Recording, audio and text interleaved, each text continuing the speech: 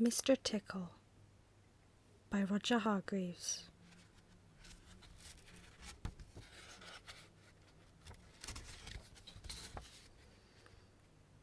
It was a warm, sunny morning. In his small house at the other side of the wood, Mr Tickle was asleep. You didn't know that there was such a thing as a tickle, did you? Well, there is. Tickles are small and round, and they have arms that stretch and stretch and stretch. Extraordinarily long arms. Mr Tickle was fast asleep. He was having a dream. It must have been a very funny dream, because it made him laugh out loud, and that woke him up. He sat up in bed, stretched his extraordinary long arms, and yawned an enormous yawn. Mr Tickle felt hungry. So do you know what he did? He reached out one of his extraordinarily long arms, opened the bedroom door, reached down the stairs, opened the kitchen door, reached into the kitchen cupboard, opened the biscuit tin, took out a biscuit, brought it back upstairs, in through the bedroom door, and back to Mr Tickle in bed. As you can see, it's very useful indeed, having arms as long as Mr Tickle's. Mr Tickle munched his biscuit. He looked out of the window. "Today looks very much like a tickling day," he thought to himself. So later that morning, after Mr Tickle had made his bed and cooked his breakfast, he set off through the wood. As he walked along, he kept his eyes very wide open, looking for somebody to tickle. Looking for anybody to tickle. Eventually, Mr Tickle came to a school. There was nobody about, so, reaching up his extraordinary long arms to a high window ledge, Mr Tickle pulled himself up and peeped in through the open window. Inside, he could see a classroom. There were children sitting at their desks, and a teacher writing on the blackboard. Mr Tickle waited a minute, and then reached in through the window. Mr Tickle's extraordinarily long arm went right up to the teacher, paused, and then tickled. The teacher jumped in the air and turned round very quickly to see who was there. But there was nobody there. Mr Tickle grinned a mischievous grin. He waited another minute and then tickled the teacher again. This time he kept on tickling until soon the teacher was laughing out loud and saying, "Stop it! Stop it!" over and over again. All the children were laughing too at such a funny sight. There was a terrible pandemonium. Eventually, Mr Tickle thought that he had had enough fun, so he gave the teacher one more tickle for luck, and then very quietly brought his arm back through the open window. Chuckling to himself, he jumped down from the window, leaving the poor teacher to explain what it was all about, which of course he couldn't. Then Mr Tickle went to town. And what a day Mr Tickle had. He tickled the policeman on traffic duty at the crossroads in the middle of town. It caused an enormous traffic jam. He tickled the greengrocer just as he was piling apples neatly in his shop window. The greengrocer fell over backwards, and the apples rolled all over the shop. At the railway station, the guard was about to wave his flag for the train to leave. As he lifted his arm in the air, Mr. Tickle tickled him. And every time he tried to wave his flag, Mr. Tickle tickled him until the train was 10 minutes late leaving the station, and all the passengers were furious. That day, Mr. Tickle tickled everybody. He tickled the doctor. He tickled the butcher. He even tickled old Mr. Stamp, the postman, who dropped all his letters into a puddle. Then Mr. Tickle went home. Sitting in his armchair in his small house at the other side of the wood, he laughed and laughed every time he thought about all the people he had tickled. So, if you are in any way ticklish, beware of Mr. Tickle and those extraordinary long arms of his. Just think, perhaps he's somewhere about at this very moment while you're reading this book.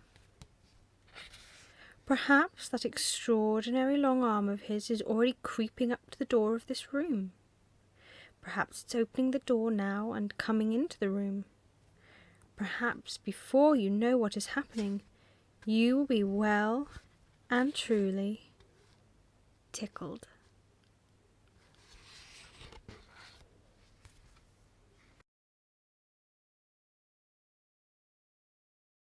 Mr. Greedy by Roger Hargreaves.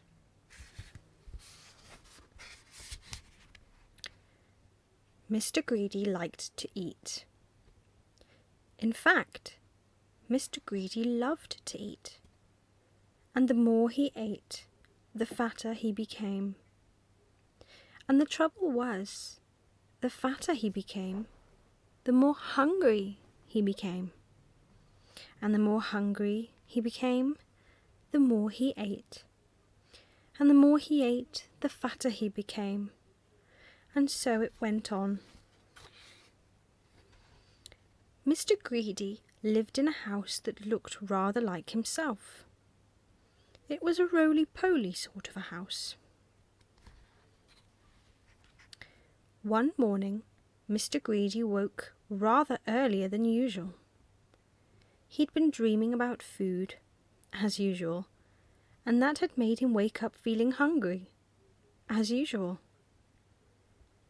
So Mr. Greedy got up, went downstairs, and ate the most enormous breakfast. This is what Mr. Greedy had for his breakfast. Toast, 2 slices. Cornflakes, 1 packet. Milk, 1 bottle. Sugar, 1 bowlful. Toast, 3 slices. Eggs, 3 boiled. Toast, 4 slices. Butter, 1 dish. Marmalade, 1 pot. When he had finished his enormous breakfast, Mr. Greedy sat back in his chair, smiled a very satisfied smile, and thought. That was a delicious breakfast, he thought to himself. Now I wonder what would be nice to have for lunch. He decided, in order to work up an appetite for lunch, he would go for a long walk. That morning, Mr. Greedy walked and walked and walked. Then he discovered a cave. That's funny, he thought. I don't remember seeing that there before. Mr. Greedy, being a curious sort of a fellow, decided to explore. He entered the dark cave. Inside, he discovered some giant steps leading upwards. Mr. Greedy, being a curious sort of a fellow, decided to climb them. They were very steep and very difficult to climb. But with much huffing and puffing, Mr. Greedy climbed up and up. At the top of the steps, Mr. Greedy came to a door. It was, without doubt, the biggest door that Mr. Greedy had ever seen, and it wasn't quite shut. Mr. Greedy, being a curious sort of a fellow, decided to see what was on the other side of that door. So Mr. Greedy squeezed himself through the crack in the door, and there before him was an amazing sight. The biggest room in the world. The floor was as big as a field. The table in the middle of the floor was as big as a house, and the chairs around it were as high as trees. Mr. Greedy felt very small. Then he sniffed. Coming from somewhere up on top of that gigantic table was the most delicious foody smell that Mr. Greedy had ever smelled. Mr. Greedy sniffed again, and then decided that he must get up on top of that table. So he began to climb up the leg of the enormous chair. It was very difficult, and it took him a long time, but eventually Mr. Greedy stood on the table. Everything was larger than life. The salt and pepper pots were both as big as pillar boxes. There was a bowl of fruit on the table, and Mr. Greedy tried to lift one of the oranges. And Mr. Greedy, being Mr. Greedy, took a bite out of one of the apples there. Then he looked around. Over on the other side of the table stood the source of that delicious smell. A huge, enormous, gigantic, colossal plate. And on the plate, huge, enormous, gigantic, colossal sausages the size of pillows, and huge, enormous, gigantic, colossal potatoes the size of beach balls, and huge, enormous, gigantic, colossal peas the size of cabbages. Mr. Greedy hurried across the table towards the plate, and, being Mr. Greedy, began to eat. Suddenly, a shadow fell across the plate, and Mr. Greedy found himself being picked up by a giant hand and looking into the eyes of a real, live giant. "And who," thundered the giant, "are you?" Mr. Greedy was so frightened that he could only just manage to squeak his name. "Mr. Greedy," he squeaked. The giant laughed, a laugh as loud as thunder. "Greedy by name and greedy by nature," he bellowed. "Well, I think, Mr. Greedy, that you need to be taught a lesson." And what a lesson it was. The giant made Mr. Greedy eat up everything on that huge, enormous, gigantic, colossal plate. When he had finished, Mr. Greedy felt very ill indeed, as if he would burst at any minute. "Now," said the giant, in a much quieter voice, "do you promise never to be greedy again?" "Oh, yes," moaned Mr. Greedy, "I promise." "Very well," said the giant. "Then I'll let you go." Mr. Greedy climbed down from the table and went out through the door, feeling very fat and extremely miserable. And do you know, from that day to this, Mr. Greedy has kept his promise. And do you know something else as well? Mr. Greedy doesn't look like he used to anymore. He now looks like this, which I think suits him a lot better, don't you? So if you know anybody who's as greedy as Mr. Greedy used to be, you know what to tell them, don't you? Beware of giants.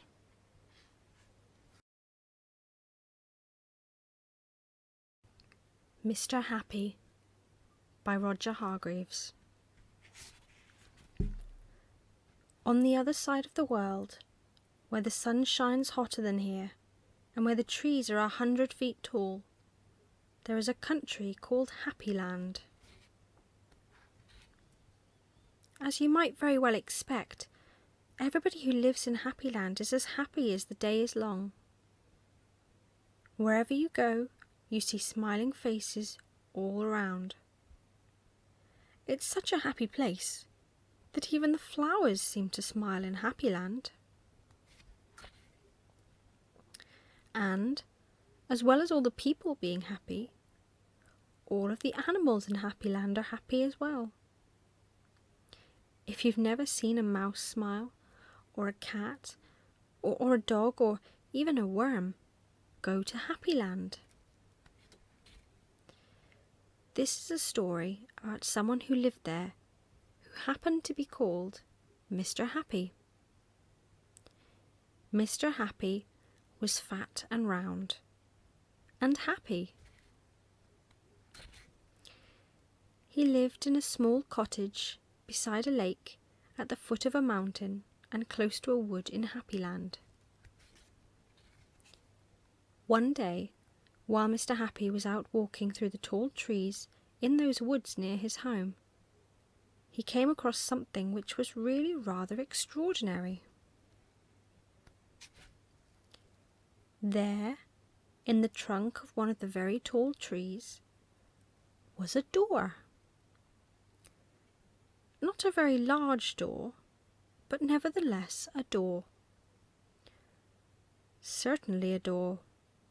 A small, narrow, yellow door. Definitely a door. I wonder who lives here, thought Mr. Happy to himself, and he turned the handle of that small, narrow, yellow door. The door wasn't locked, and it swung open quite easily. Just inside the small, narrow, yellow door was a small, narrow, winding staircase leading downwards. Mr. Happy squeezed his rather large body through the rather thin doorway and began to walk down the stairs. The stairs went round and round and down and down, round and down and down and round. Eventually, after a long time, Mr. Happy reached the bottom of the staircase. He looked around and saw, there in front of him, another small, narrow door. But this one was red. Mr. Happy knocked at the door. "Who's there?" said a voice. A sad, squeaky sort of voice. "Who's there?" Mr. Happy pushed open the red door slowly, and there, sitting on a stool, was somebody who looked exactly like Mr. Happy, except that he didn't look happy at all. In fact, he looked downright miserable. "Hello," said Mr. Happy. "I'm Mr. Happy." "Oh, are you indeed?" sniffed the person who looked like Mr. Happy but wasn't. "Well, my name is Mr. Miserable, and I'm the most miserable person in the world." "Why are you so miserable?" asked Mr. Happy. "Because I am," replied Mr. Miserable. "How would you like to be happy like me?" asked Mr. Happy. "I'd give anything to be happy," said Mr. Miserable. "But I'm so miserable, I don't think I could ever be happy. he added miserably. Mr. Happy made up his mind quickly. "Follow me," he said. "Where to?" asked Mr. Miserable. "Don't argue," said Mr. Happy, and he went out through the small, narrow, red door. Mr. Miserable hesitated, and then followed. Up and up the winding staircase they went, up and round and up and round and up, until they came out into the woods. "Follow me," said Mr. Happy again, and they both set off through the wood back to Mr. Happy's cottage.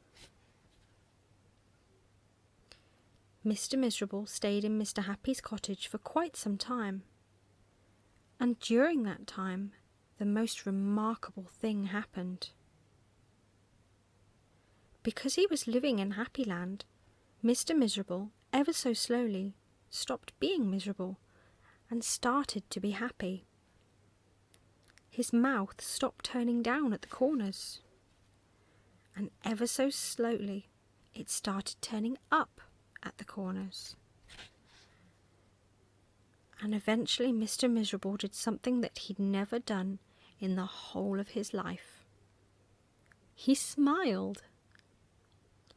And then he chuckled, which turned into a giggle, which became a laugh.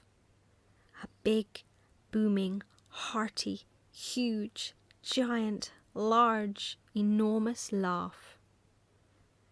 And Mr. Happy was so surprised that he started to laugh as well. And both of them laughed and laughed. They laughed until their sides hurt and their eyes watered. Mr. Miserable and Mr. Happy laughed and laughed and laughed and laughed. They went outside, and they still laughed. And because they were laughing so much, everybody who saw them started laughing as well. Even the birds in the trees started to laugh at the thought of somebody called Mr. Miserable, who just couldn't stop laughing. And that's really the end of the story, except to say that if you ever feel as miserable as Mr. Miserable used to, you know exactly what to do, don't you? Just turn your mouth up at the corners. Go on.